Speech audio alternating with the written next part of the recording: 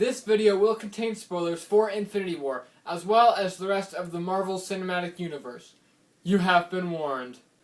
Earlier this week, I made a video for the top 10 best changes from comics to movies in the Marvel Cinematic Universe. So you can go click the iCard to watch it if you have not seen it already. But of course, for every positive, there is a negative, and that's no exception from the MCU. They made many great changes, but they also made some poor ones. So today, I'm going to be talking about the 10 worst changes from comics to movies, in my opinion.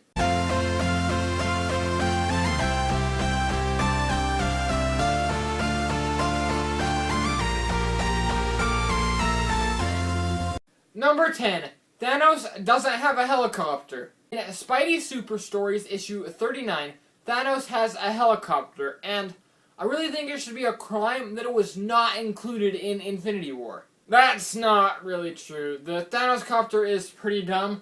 I just really couldn't think of a 10th negative change. I know I'm probably missing something huge, but I really can't think of what it is, so... Number 9. MJ? Michelle was a good character in Homecoming, but then she said... My friends call me MJ.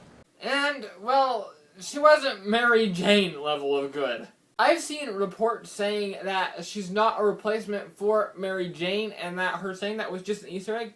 But if she actually is the new Mary Jane, and it's not just an Easter egg, then I have a problem. Mary Jane is such a good character, and to be robbed of her is no good. But maybe Michelle could be good as Mary Jane in future movies, and I just haven't given her enough time. Or maybe this is just an Easter egg, and that's why this one's down at number 9. Number 8. The Ancient One. The Ancient One is a kind of different character in the comics and movies. In the comic books, the Ancient One is an old Asian man who has protected the Earth for centuries. But in the movies, the Ancient One is a middle-aged Celtic woman. Tilda Swinton did great in her role as the Ancient One, but she's just not an old Asian man. Also, in the movie, she was using power from the Dark Dimension to extend her life, but in the comic books, he just used magic to live longer. Number 7. Nova.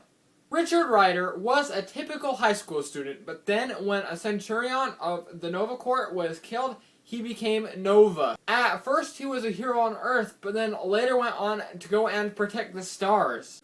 He is such a good character, and just like Spider-Man, he's a relatable high school student. But they still haven't introduced him into the movies. They introduced the Nova Corps in Guardians of the Galaxy, and yet no Nova. I was hoping for him in Guardians 2, but Xandar and the Nova Corps were barely even mentioned in that movie. Then Infinity War happened, and, well... There are 6 stones out there. Thanos already has the Power Stone because he stole it last week when he decimated Xandar. No more Xandar means no more Nova Corps. My only hope is that Thanos decimating Xandar is what leads to Nova getting his powers, and we see that either in Avengers 4 or Guardians 3. And to go along with that one, number 6. No Beta Ray Bill. Beta Ray Bill is an extraterrestrial guardian warrior who is worthy of the power of Thor, and he is quite honestly one of my favorite comic book characters of all time. And he still hasn't been introduced into the flippin' movies. Ragnarok, they did a semi-Planet Hulk adaptation, and just... his head is right there! And Thor's new axe in Infinity War is named Stormbreaker, which, in case you don't know, is the name of Beta Ray Bill's hammer from the comics. Yet it's still no Beta Ray Bill! You might be able to tell this one's kind of driving me crazy, and the only reason this one and the last one are so low on the list is because there's still a chance that they will be introduced into future movies, so just... please, Marvel. Number 5. Baron Zemo. If you watched my top 10 best changes video, you would know that number 7 was Zemo, because I believe that Zemo in that movie worked a lot better than a purple guy would have. But on the flip side of that, we lose one of Cap's greatest villains. I just only hope that Zemo comes back in a future movie, maybe a more comic accurate version, but all we can do for now is wait. Number 4. They killed Claw. Andy Serkis did such a good job in his role as Claw in Age of Ultron and Black Panther until, well, he died.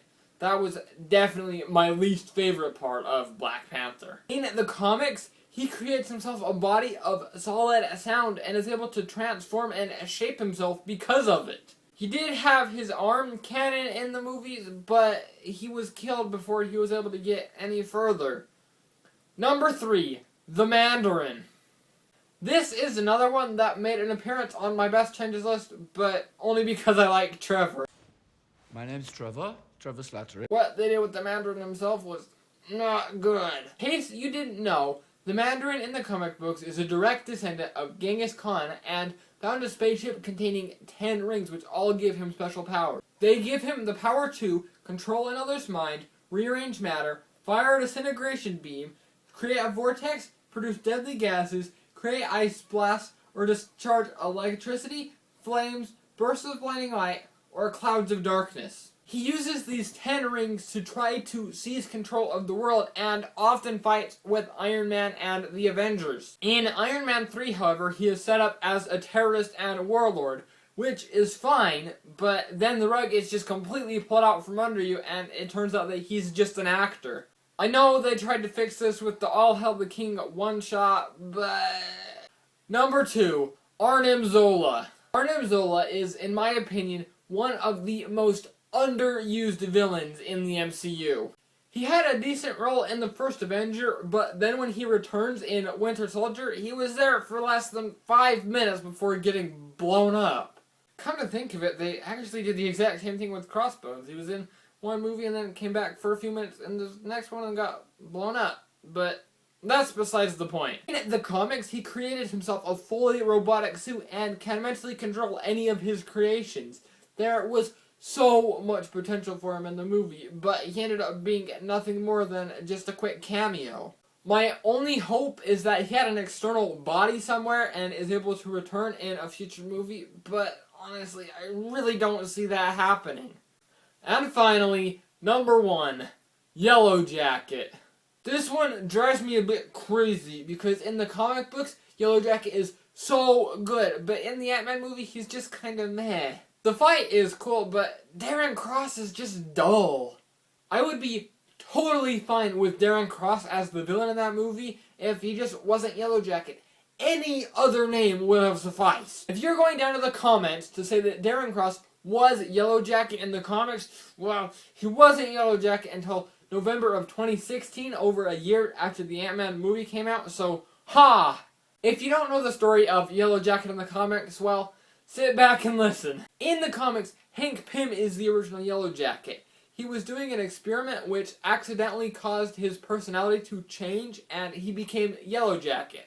The whole Avengers team thought that Hank was dead because Yellow Jacket had claimed that he murdered him. And it was like this for a while until finally, upon seeing Janet in danger, he snapped out of it. Pym decided to give up his size-altering powers and instead to continue to fight crime as Yellow Jacket. The movie nowhere near does this story justice, and if you want to watch a better adaptation, I would recommend going and watching the Avengers Earth's Mightiest Heroes animated series. It does a much better job. Hey guys, what'd you think of my list? I know I must have missed something, so be sure to let me know down in the comments what I missed or if I got anything wrong. If you enjoyed it, be sure to leave a like, and if you want to make sure you don't miss any videos from me in the future, be sure to subscribe. That's all I got for you today. I'll see you next time.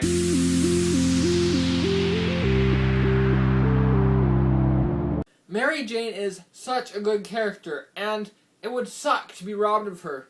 Or maybe Michelle would be great as Mary Jane, I just haven't given her enough time, but I guess we'll just have to wait and see. I looked at the script.